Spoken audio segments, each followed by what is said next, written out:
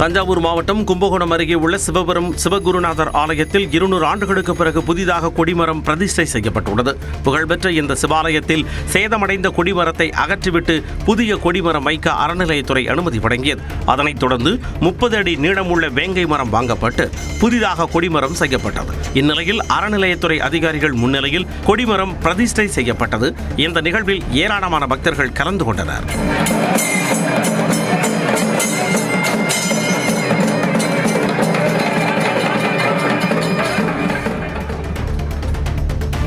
சேலம் மாவட்டம் எடப்பாடி அருகே அரசு புறம்போக்கு நிலத்தில் அனுமதியின்றி கனிமங்களை வெட்டி எடுத்த 2 கனரக இயந்திர வாகனங்களை சங்ககிரி வருவாய்த்துறை அதிகாரிகள் பறிமுதல் செய்ததால் பரபரப்பு ஏற்பட்டது.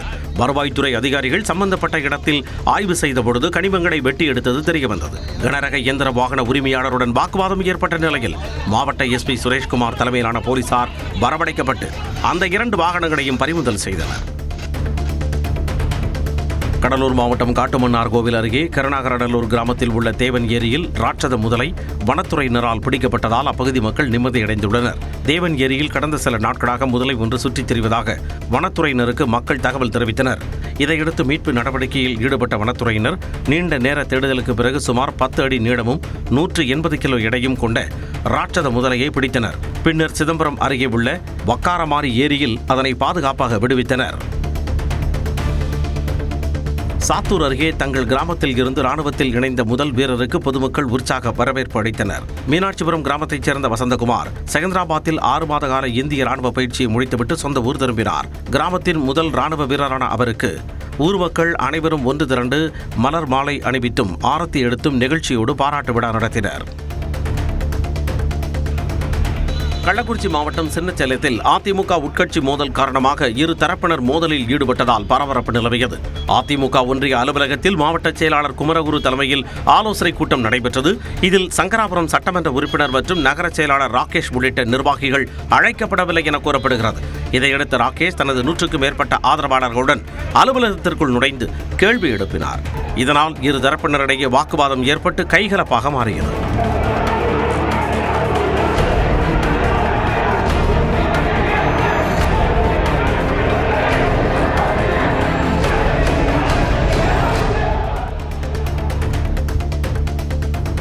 திண்டுக்கல் மாவட்டம் கொடைக்கானல் டிப்போ கான்வென்ட் சாலையில் தனியார் நிலத்தில் காட்டெருமை சந்தேகத்திற்கிடமான வகையில் உயிரிழந்து கிடந்தது. எப்பொழுதும் பரபரப்பாக காணப்படும் டிப்போ கான்வென்ட் சாலையில் துர்நாற்றம் வீசியதை அடுத்து பொதுமக்கள் ஆய்வு செய்தபொழுது அருகில் உள்ள தனியார் நிலத்தில் காட்டெருமை அழுகிய நிலையில் இருந்தது கண்டுபிடிக்கப்பட்டது. இதுகுறித்து தகவல் அறிந்து வந்த வனத்துறையினர் சம்பவ இடத்தை பார்வையிட்டு விசாரணை மேற்கொண்டுள்ளனர். காட்டெருமை இயற்கையாக உயிரிழந்ததா அல்லது வேறு காரணமா என்பது குறித்து ஆய்வு நடைபெறுகிறது. கேரள மாநிலம் மூணாறில் உள்ள 300 ஆண்டுகள் பழமை வாய்ந்த பிரணவ ஸ்ரீ சுப்பிரமணிய சுவாமி கோயிலில் அரை நூற்றாண்டுக்கு பிறகு குடமுடுக்கு விழா வெகு விமரிசையாக நடைபெற்றது. வேத மந்திரங்கள் முழங்க விமான கலசங்களுக்கு புனித நீர் ஊற்றி குடமுடுக்கு செய்யப்பட்டது.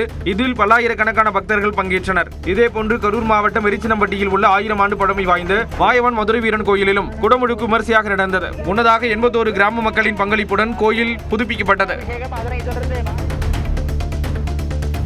கொடைக்கானல் பேருந்து நிலையத்தில் காணாமல் போனதாக கருதப்பட்ட சுமார் 5 பவுன் நகைகள் அடங்கிய பையை காவல்துறையினர் கண்டுபிடித்து உரியவரிடம் ஒப்படைத்தனர். வடகவுஞ்சியைச் சேர்ந்த ஈஸ்வரி என்பவர் அடகு கடையிலிருந்து தனது நகைகளை மீட்டுக் கொண்டு புதுக்கோட்டை செல்ல பேருந்து நிலையத்திற்கு வந்திருந்தார். அப்போது தனது பையை ஒரு பேருந்தில் வைத்துவிட்டு கழிவறைக்கு சென்றவர் தவறுதலாக வேறு பேருந்தில் ஏறியுள்ளார். இதனால் நகைப்பை காணாமல் போனதாக நினைத்து ஈஸ்வரி கதறி எடுத்த நிலையில் காவல்துறையினர் பையை மீட்டு அவரிடம் ஒப்படைத்தனர். திருப்பதி மலையில் உள்ள பக்தர்கள் தங்கும் வளாகத்தில் நள்ளிரவில் அதிவிரைவு அதிரடி படையினர் அதிநவீன ஆயுதங்களுடன் பாதுகாப்பு ஒத்திகையில் ஈடுபட்டனர். தீவிரவாத தாக்குதல் சூழலை உருவகப்படுத்தி நடத்தப்பட்ட இந்த பயிற்சியில் தீவிரவாதிகளை மடக்கும் நடவடிக்கைகள் மேற்கொள்ளப்பட்டன. முதலில் பதற்றமடைந்த பக்தர்கள் இது பாதுகாப்பு ஒத்திகை என விளக்கமளிக்கப்பட்ட பிறகு நிம்மதியடைந்தனர்.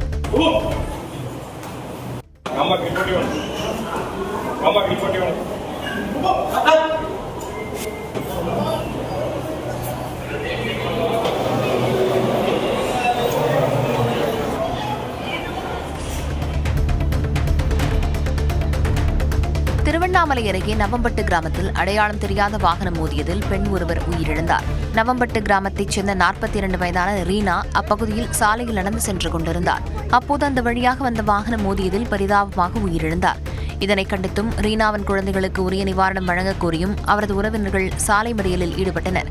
இதனால் திருவண்ணாமலையிலிருந்து மணலூர்பேட்டை செல்லும் சாலையில் அரை மணி நேரத்துக்கு மேலாக போக்குவரத்து பாதிக்கப்பட்டது. தேனி மாவட்டம் கம்பத்தில் கணவரை இழந்த பெண்ணுக்கு ஆபாசமாக பேசி கொலை மிரட்டல் விடுத்த தாவேக நிர்வாகி மீது வழக்கு பதிவு செய்யப்பட்டுள்ளது. கம்பம் மெட்டுவைச் சேர்ந்த ஆஷிக் பாபு அதே பகுதியைச் சேர்ந்த கணவரை இழந்த பெண்ணிடம் பழகி வந்ததாக தெரிகிறது. ஆஷிக் பாபுவுடனான பழக்கத்தை அப்பெண் துண்டித்த நிலையில் அவரை ஆபாசமாக பேசி கொலை மிரட்டல் விடுத்ததாக கூறப்படுகிறது. திருவண்ணாமலை அண்ணாமலையார் கோயிலில் கௌதம் கார்த்திக், மஞ்சிமா மோகன் மற்றும் அசோக் செல்வன், கீர்த்தி பாண்டியன் தம்பதியினர் சாமி தரிசனம் செய்தனர். பின்னர் அம்மன் சன்னதி முன்பு கோயில் நிர்வாகம் சார்பில் அவர்களுக்கு மாலை மற்றும் பிரசாதங்கள் வழங்கப்பட்டன. அதன்பின் அவர்களுடன் ரசிகர்கள் புகைப்படம் எடுத்து மகிழ்ந்தனர்.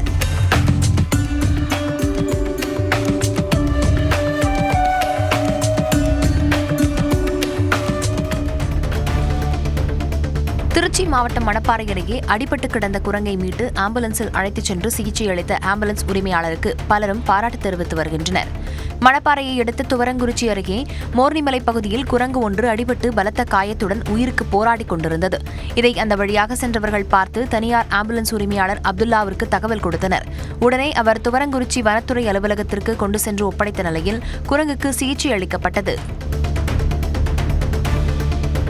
சினிமா துறையிலிருந்து வந்த முதல்வர் விஜய் திரைத்துறையின் வளர்ச்சிக்காக பல்வேறு சலுகைகள் வழங்குவார் என நம்புகிறோம் என இயக்குநர் மீரா கதிரவன் தெரிவித்துள்ளார். மீரா கதிரவன் இயக்கத்தில் உருவாகி திரையரங்குகளில் வெற்றிகரமாக ஓடிக்கொண்டிருக்கும் ஹபீபி திரைப்படத்தின் பார்வையாளர்களை சந்திக்கும் நிகழ்ச்சி தென்காசியில் உள்ள தனியார் திரையரங்கில் நடைபெற்றது. இந்த நிகழ்ச்சிக்கு பின் செய்தியாளர்களை சந்தித்த மீரா கதிரவன் தமிழ் சினிமாவில் முஸ்லிம் மக்களின் வாழ்க்கை முறை முழுமையாக பதிவு செய்யப்படவில்லை என்ற குறையை ஹபீபி போக்கியுள்ளதாக தெரிவித்தார்.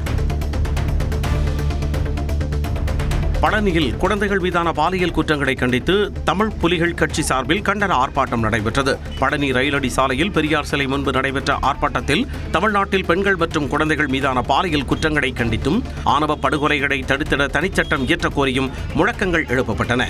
மேலும் பழனி அருகே வேலாயுதம் பாளையம் புதூரில் அருந்ததியர் மக்களை ஜாதியைச் சொல்லி அடித்து வன்முறையில் ஈடுபட்ட நபர்களை கைது செய்ய வேண்டும் என்றும் வலியுறுத்தினர். மதுரை மாவட்டம் உசிலம்பட்டி நகராட்சி நகர்மன்ற கூட்டத்தில் அடிப்படை வசதிகள் செய்து தரவில்லை என குற்றம் சாட்டி அதிமுக மற்றும் திமுக நகர்மன்ற உறுப்பினர்கள் வாக்குவாதத்தில் ஈடுபட்டதால் பரபரப்பு ஏற்பட்டது. சாதாரண நகர்மன்ற கூட்டம் பொறுப்பு ஆணையாளர் முத்துலட்சுமி தலைமையில் நகர்மன்ற பொறுப்பு தலைவர் தேன்மொழி முன்னிலையில் நடைபெற்றது. அப்போது 24 வார்டுகளுக்கும் கழிவுநீர் கால்வாய் அமைக்காமல் சாலை வசதி மேற்கொள்வதாக அதிமுக மற்றும் திமுக கவுன்சிலர்கள் வாக்குவாதத்தில் ஈடுபட்டனர். பழனி முருகன் கோயிலில் 20 நாட்கள் 2 கோடியே 77 லட்சம் ரூபாய் காணிக்கையை பக்தர்கள் செலுத்தியுள்ளனர். பழனி முருகன் கோவிலில் இந்த ஆண்டு உண்டியல் வருவாய் 60 கோடி ரூபாயை தாண்டியுள்ளது. கடந்த 20 நாட்களில் உண்டியல்கள் நிரம்பிய நிலையில் எண்ணப்பட்டன. இதில் ரொக்கமாக 2 கோடியே 77 லட்சம் ரூபாய் இருந்ததாக கோவில் நிர்வாகம் தெரிவித்துள்ளது. மேலும் 526 கிராம் தங்கம், 25,546 கிராம் வெள்ளி மற்றும் வெளிநாட்டு பணங்களும் காணிக்கையாக கிடைக்கப்பெற்றன.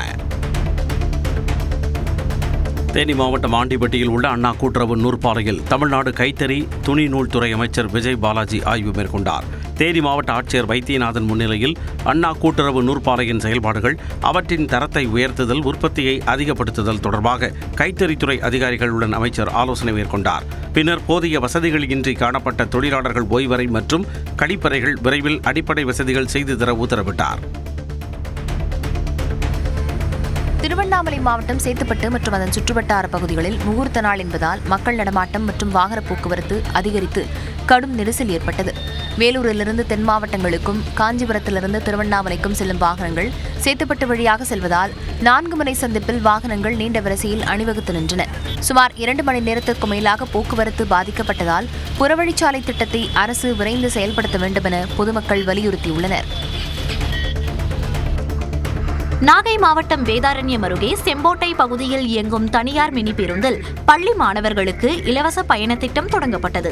தமிழக முதல்வரின் பிறந்தநாளை முன்னிட்டு தொடங்கப்பட்ட இந்த திட்டத்தை தாவேக மாவட்ட செயலாளர் சுகுமார் தொடங்கி வைத்தார். இதன் மூலம் 80க்கும் மேற்பட்ட கிராமப்புற மாணவர்கள் பயனடைய உள்ளனர். சேலம் மாவட்டம் மேட்டூர் அருகே உள்ள ஆவடத்தூர் அரசு மாதிரி பள்ளியில் மாணவ மாணவிகள் வகுப்பறைகளை சுத்தம் செய்யும் வீடியோ வெளியாகியுள்ளது. ஜலகண்டாபுரம் அருகே செயல்படும் அரசு மாதிரி பள்ளி நிர்வாகம் மாணவர்களை வகுப்பறை மற்றும் பள்ளி வளாகத்தை சுத்தம் செய்யும் பணிகளில் ஈடுபடுத்தி வருவதாக கூறப்படுகிறது. இதுகுறித்து உரிய விசாரணை நடத்தி விதிமீறல் உறுதியானால் பள்ளி நிர்வாகம் மற்றும் பொறுப்பாளர்கள் மீது நடவடிக்கை எடுக்க வேண்டும் என்று பெற்றோர் கோரிக்கை விடுக்கின்றனர்.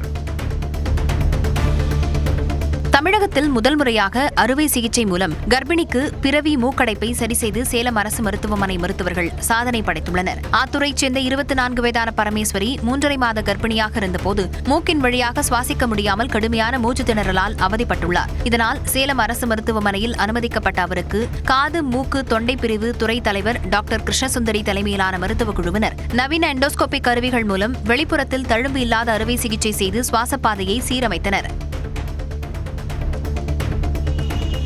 திருவாரூர் மாவட்டம் திருத்துறைப்பூண்டியில் அரசு பேருந்து பாதி வழியில் பழுதாகி நின்றதால் பயணிகள் தள்ளிக்கொண்டு செல்லும் நிலை ஏற்பட்டது. திருத்துறைப்பூண்டியில் இருந்து வேதாரண்யத்திற்கு பயணிகளோடு சென்று கொண்டிருந்த அரசு பேருந்து பழைய பேருந்து நிலையம் அருகே சென்றபோது திடீரென பழுதாகி நின்றது. இதனால் 1 மணி நேரம் போக்குவரத்து பாதிக்கப்பட்ட நிலையில் பயணிகள் பேருந்தை தள்ளிச் சென்று சாலை ஓரம் நிறுத்தினர்.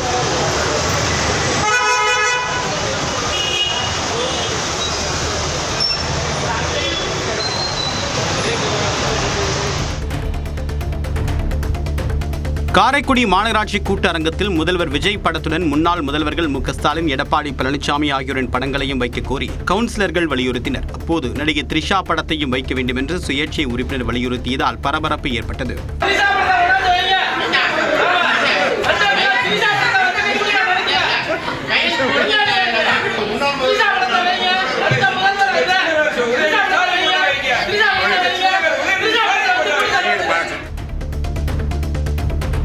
கள்ளக்குறிச்சி மாவட்டம் கல்வராயன் மலையில் உள்ள உண்டு உறைவிட பள்ளி மாணவிகள் 5 பேருக்கு பாலியல் தொல்லை கொடுத்த ஆசிரியர் கைது செய்யப்பட்டுள்ளார். வெள்ளிமலை பகுதியில் உள்ள பள்ளியில் கடந்த 2 நாட்களுக்கு முன்பு விழிப்புணர்வு நிகழ்ச்சி நடந்தது.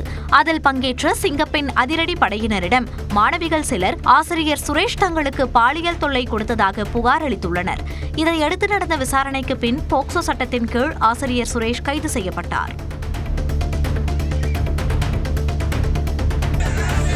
கிருஷ்ணகிரி மாவட்டம் போச்சம்பள்ளியில் தமிழக விவசாயிகள் சங்கத்தின் சார்பில் பல்வேறு கோரிக்கைகளை வலியுறுத்தி கவனஈர்ப்பு ஆர்ப்பாட்டம் நடைபெற்றது. போச்சம்பள்ளி ஊராட்சியை தனி ஒன்றியமாக அறிவிக்க வேண்டும், விவசாயிகளின் கடன்களை முழுமையாக ரத்து செய்ய வேண்டும், படைதடா கால்வாய் திட்டத்தை குள்ளம்பட்டி வரை நீட்டிக்க வேண்டும் என்பன உள்ளிட்ட கோரிக்கைகள் முன்வைக்கப்பட்டன. மேலும் மத்தூர் மற்றும் சுற்றுவட்டார பகுதிகளில் சூறாவளி காற்றால் பாதிக்கப்பட்ட விவசாயிகளுக்கு இழப்பீடு வழங்க வேண்டும் என்றும் வலியுறுத்தப்பட்டது.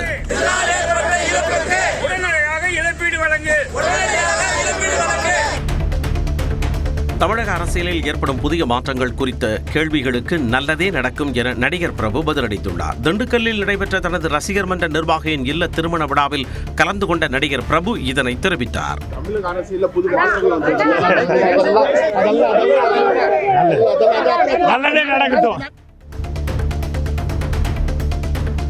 கோவை அரசு மருத்துவமனை அருகில் உள்ள பொறியாளர் சங்க அலுவலகத்தில் நடிகர் சிவகுமாரின் 2 புத்தகங்களின் விற்பனை நிகழ்ச்சி நடைபெற்றது. இதில் நடிகர் சிவகுமார் கலந்து கொண்டு 2 புத்தகங்களை பற்றியும் வாசகர்களிடம் உரையாடினார். அவர் வரைந்து புத்தகமாக்கியுள்ள பெயிண்டிங் ஆஃப் சிவகுமார் என்ற புத்தகம் பற்றி பேசும்போது அதில் உள்ள ஓவியம் ஒவ்வொன்றை வரையும் போதும் ஏற்பட்ட அனுபவங்கள் குறித்து அவர் பகிர்ந்து கொண்டார். பன்ருட்டி அருகே பூண்டி செங்கல் சூளைக்காக தோண்டப்பட்ட இடத்தில் சங்க காலத்தைச் சேர்ந்த உரைக்கிணறு கண்டுபிடிக்கப்பட்டது. கடலூர் மாவட்டம் பன்ருட்டி அருகே பூண்டி வரிஞ்சிப்பாக்கம் பகுதிகளில் செங்கல் சூளைக்காக தோண்டப்பட்ட இடத்தில் சங்க காலத்தைச் சேர்ந்த உரைக்கிணறுகள், பானை ஓடுகள், சுடுமண் காதணிகள் உள்ளிட்ட தொல்லியல் சான்றுகள் கண்டெடுக்கப்பட்டுள்ளன. இவை சங்ககால மக்களின் வாழ்வியல் மற்றும் குடிநீர் பயன்பாட்டுக்கான முக்கிய தடயங்கள் என ஆய்வாளர்கள் தெரிவித்துள்ளனர்.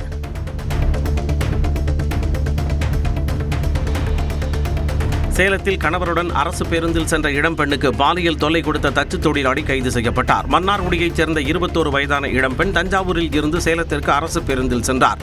சேலம் புதிய பேருந்து நிலையம் அருகே வந்தபொழுது உடன் பயணித்த ஒரத்தநாடு பகுதியைச் சேர்ந்த கல்யாண சுந்தரம் என்பவர் பெண்ணுக்கு பாலியல் தொல்லை கொடுத்ததாக கூறப்படுகிறது.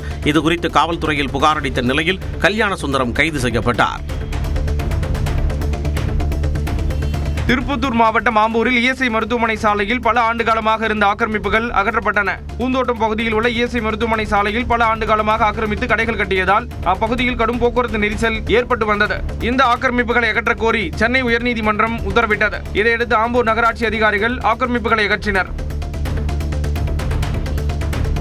மயிலாடுதுறை நகராட்சியில் முடிவுற்றதாக கூறப்பட்ட பணிகளில் முறைகேடு நடந்துள்ளதாக நகர்மன்ற கூட்டத்தில் கவுன்சிலர்கள் குற்றம் சாட்டியதால் பரபரப்பு ஏற்பட்டது.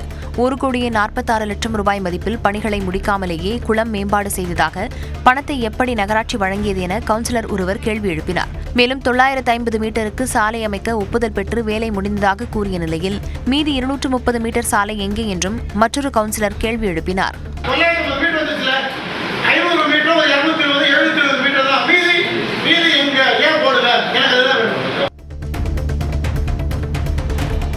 திருவள்ளூர் மாவட்ட சமூக நலத்துறை சார்பில் திருத்தணியில் பள்ளி மற்றும் கல்லூரி மாணவிகளுக்கு சிங்கப்பெண்கள் சிறப்பு அதிரடிப்படை காவல்துறையினர் தற்காப்பு பயிற்சி மற்றும் விழிப்புணர்வு ஏற்படுத்தினர். திருத்தணி அருகே தனியார் பொறியியல் கல்லூரியில் நடைபெற்ற இந்நிகழ்ச்சியில் 500க்கும் மேற்பட்ட மாணவிகள் பங்கேற்றனர். பெண்கள், குழந்தைகள் என அனைவருக்கும் பாதுகாப்பாக அரசு செயல்படுத்தி வரும் திட்டங்கள் குறித்தும் எடுத்துரைத்தனர். தஞ்சை மாவட்டம் பட்டுக்கோட்டையில் குடும்ப தகராறில் கணவன் தாக்கியதில் மனைவி பரிதாபமாக உயிரிழந்தார். நாகராஜ், சத்யா தம்பதியினர் பழைய இரும்பு சாமான் வாங்கி விற்கும் தொழில் செய்து வந்தனர். இந்த தம்பதிக்கு 2 பெண் குழந்தைகள் மற்றும் 2 ஆண் குழந்தைகள் உள்ளனர். நேற்று இரவு தம்பதியினரிடையே மோதல் ஏற்பட்டு ஒருவரையொருவர் தாக்கிக் கொண்டதாக கூறப்படுகிறது. இதில் சத்யா சம்பவ இடத்திலேயே உயிரிழந்தார். நாகராஜ் ஆபத்தான நிலையில் மருத்துவமனையில் அனுமதிக்கப்பட்டுள்ளார்.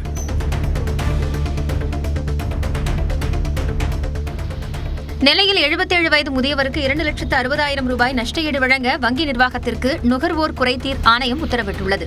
தாமோதரன் என்பவர் கனரா வங்கியில் 155 கிராம் தங்க நகைகளை அடமானம் வைத்து 5 லட்சம் ரூபாய் கடன் பெற்றிருந்தார். பின்னர் வட்டியுடன் கடனை திருப்பிச் செலுத்த தயாராக இருந்தும் மகனின் கடனை காரணம் காட்டி வங்கி நிர்வாகம் நகைகளை திருப்பி வழங்க மறுத்ததாக கூறப்படுகிறது. இது தொடர்பான வழக்கை விசாரித்த நெல்லை நுகர்வோர் குறைதீர் ஆணையம் தாமோதரனுக்கு 2,50,000 ரூபாய் இழப்பீடும் வழக்கு செலவாக 10,000 ரூபாயை வழங்கவும் உத்தரவிட்டது. மயிலாடுதுறை மற்றும் திருவாரூர் மாவட்டத்தை இணைக்கும் கழனிவாசல் சோதனைச் சாவடி கீற்று கொட்டகை முற்றிலும் சேதமடைந்து இடிந்து விழும் தருவாயில் உள்ளது. மேற்கூரையிலும் பல இடங்களில் ஓட்டைகள் ஏற்பட்டுள்ளதால் வெயிலும் மழையும் உள்ளே வராமல் தடுக்க தற்காலிகமாக டிஜிட்டல் பேனர்கள் கட்டி மூடப்பட்டுள்ளது. எந்த நேரத்திலும் இடிந்து விழும் அபாயம் இருப்பதாக அங்கு பணிபுரியும் காவலர்கள் அச்சம் தெரிவிக்கின்றனர். மேலும் காவல் பணியில் ஈடுபடும் காவலர்கள் சாவடிக்குள் நுழையவே தலைகுனிந்து பயத்துடன் செல்ல வேண்டிய நிலை உள்ளது. திருவாரூர் அருகே காட்டூர் விளாகம் பகுதியில் உயரழுத்த மின்கம்பி அருந்து விழுந்ததால் காலிமனையில் உள்ள புற்கள் தீப்பற்றி எரிந்தன. பொதுமக்கள் தண்ணீர் ஊற்றி தீயை அணைத்தனர். அடிக்கடி மின்கம்பிகள் அருந்து விடுவதால் மின்சாதனங்கள் சேதமடைவதாக குற்றம் சாட்டும் மக்கள் தனி மின்கம்பம் மற்றும் டிரான்ஸ்பார்மர் அமைக்க கோரிக்கை விடுத்துள்ளனர். புதுக்கோட்டை புதிய பேருந்து நிலையம் அருகே அரசு மகளிர் கல்லூரி மாணவிகள் பயன்படுத்தும் நடைபாதையிலிருந்து ஆக்கிரமிப்பு கடைகளை மாநகராட்சி அதிகாரிகள் அகற்றினர். வியாபாரிகள் எதிர்ப்பு தெரிவித்த போதிலும் நடவடிக்கை மேற்கொள்ளப்பட்டது. மாணவிகளின் பாதுகாப்பு மற்றும் போக்குவரத்து வசதிக்காக இந்த நடவடிக்கை எடுக்கப்பட்டதாக அதிகாரிகள் கூறினர்.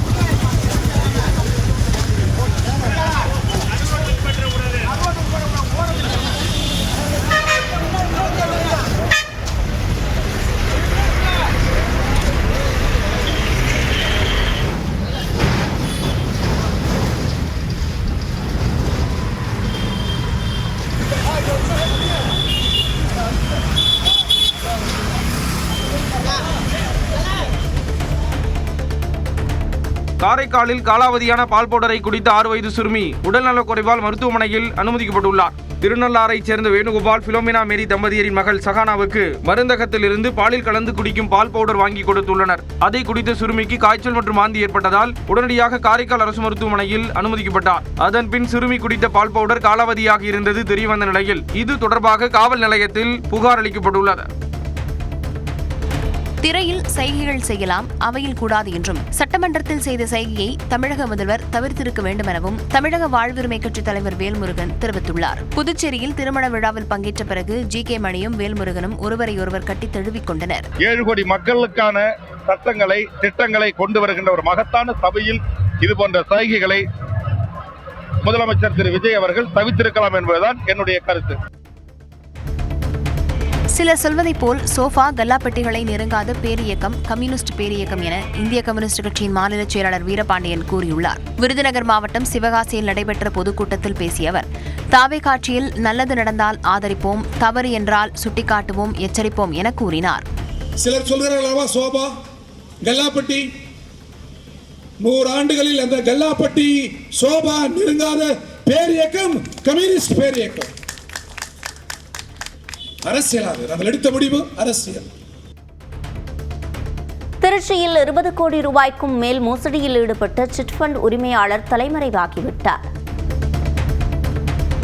திருச்சி மாவட்டம் வையம்பட்டியை தலைமையிடமாக கொண்டு இயங்கி வந்த ஆதிசிவன் சிட்ஃபண்ட் என்கிற நிறுவனத்தின் உரிமையாளர் 20 கோடி ரூபாய்க்கு மேல் மோசடியில் ஈடுபட்டு தலைமறைவாகியுள்ளதாக பாதிக்கப்பட்டவர்கள் புகார் அளித்துள்ளனர். அந்நிறுவனத்தின் உரிமையாளர் பிரபு அனுப்பிய ஆடியோவில் எவ்வளவு முயற்சி செய்தாலும் நிறுவனத்தை உயர்த்த முடியவில்லை என்பதால் தான் ஊரை விட்டே செல்வதாக தெரிவித்துள்ளார். இழந்த பணத்தை எப்படியாவது மீட்டுத் தர வேண்டும் என பணம் கட்டி ஏமாந்தவர்கள் வேதனையோடு தெரிவித்தனர். சேலம் மாவட்டம் மேட்டூர் அருகே தொட்டில்பட்டி பகுதியில் வீட்டின் பூட்டை உடைத்து 14 சவரன் தங்க நகை மற்றும் 2000 ரூபாய் பணத்தை திருடிய இருவரை கைது செய்துள்ளனர். கடந்த மாதம் 1ஆம் தேதி ரேவதி என்பவரது வீட்டில் நடந்த இந்த திருட்டு குறித்து காவல்துறையினர் நடத்திய விசாரணையில் யோகேஸ்வரன், பூபாலன் ஆகிய இருவர் திருநெல்வேலியில் கைது செய்யப்பட்டனர். அவர்களிடமிருந்து 10 சவரன் தங்க நகை, 5 லட்சம் ரூபாய் ரொக்கத்தை பறிமுதல் செய்தனர். இருவரையும் சேலம் மத்திய சிறையில் காவல்துறையினர் அடைத்தனர். திருவள்ளூர் மாவட்டம் திருத்தணியில் அரசு பேருந்தில் ஆபத்தான முறையில் படிக்கட்டுகளில் தொங்கியவாறு பயணம் செய்த மாணவர்களுக்கு காவல்துறையினர் அறிவுரை வழங்கினர். அரசு ஆண்கள் மேல்நிலைப் பள்ளியில் பயிலும் மாணவர்கள் தினமும் பேருந்துகளில் கூட்ட நெரிசலில் படிக்கட்டுகளில் தொங்கியவாறு பயணிப்பதாகவும் இதனால் பயணிகளுக்கும் விபத்து அபாயம் ஏற்படுவதாகவும் குற்றச்சாட்டு எழுந்துள்ளது. இதையடுத்து திருத்தணி காவல் ஆய்வாளர் சுப்பிரமணி தலைமையிலான காவலர்கள் காசிநாதபுரம் சந்திப்பில் பேருந்தை நிறுத்தி மாணவர்களை கீழே இறக்கி அறிவுரை வழங்கினர். கரூரில் தடை செய்யப்பட்ட ஒருமுறை பயன்படுத்தப்படும் பிளாஸ்டிக் பொருட்களை விற்பனை செய்த கடையின் உரிமையாளருக்கு 25,000 ரூபாய் அபராதம் விதிக்கப்பட்டது. மாநகராட்சி அதிகாரிகள் நடத்திய திடீர் சோதனையில் பழைய பேருந்து நிலையம் அருகே உள்ள கற்பக விநாயகர் பிளாஸ்டிக் கடையில் தமிழக அரசால் தடை செய்யப்பட்ட பிளாஸ்டிக் கவர்கள், கேரி பேக்குகள், பிளாஸ்டிக்குகள் மற்றும் தெர்மாக்கோல் கப், தட்டுகள் உள்ளிட்ட பொருட்கள் பறிமுதல் செய்யப்பட்டன. இதேபோன்று தடை செய்யப்பட்ட பொருட்களை விற்பனை செய்வோர் மீது கடும் நடவடிக்கை எடுக்கப்படும் எனவும் எச்சரித்தனர். திருவண்ணாமலை மாவட்டம் தண்டாரம்பட்டு அருகே முன்விரோதம் காரணமாக மாடியில் தூங்கிய இளைஞரை 3 பேர் கொண்ட போதைக் கும்பல் கீழே தள்ளிவிட்டு கொலை செய்த சம்பவம் அதிர்ச்சியை ஏற்படுத்தியுள்ளது. பி. குயிலம் கிராமத்தைச் சேர்ந்த துரை என்பவருக்கும் பெருங்குளத்தூரைச் சேர்ந்த சிவா, ராஜேஷ், அசோக் ஆகிய 3 பேருக்கும் ஏற்கனவே முன்விரோதம் இருந்துள்ளது. இந்நிலையில் பி. குயிலம் கிராமத்தில் தனது வீட்டின் மாடியில் தூங்கிக் கொண்டிருந்த துரையை சிவா, ராஜேஷ், அசோக் ஆகியோர் கீழே தள்ளிவிட்டதாக கூறப்படுகிறது. இதில் படுகாயமடைந்த துரை மருத்துவமனையில் சிகிச்சை பலனின்றி உயிரிழந்தார். இந்நிலையில் குற்றவாளிகளை கைது செய்ய வலியுறுத்தி துரையின் உறவினர்கள் சாலை மறியலில் ஈடுபட்டனர்.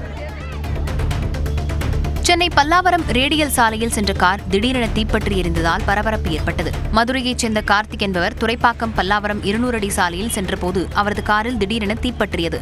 இதை கண்ட போக்குவரத்து காவலர்கள் சாலையில் சென்ற தண்ணீர் லாரியை நிறுத்தி அதிலிருந்த தண்ணீரை கொண்டு காரில் பற்றிய தீயை அணைத்தனர். இருப்பினும் காரின் முன்பகுதி முழுவதும் தீயில் எரிந்து சேதமடைந்தது.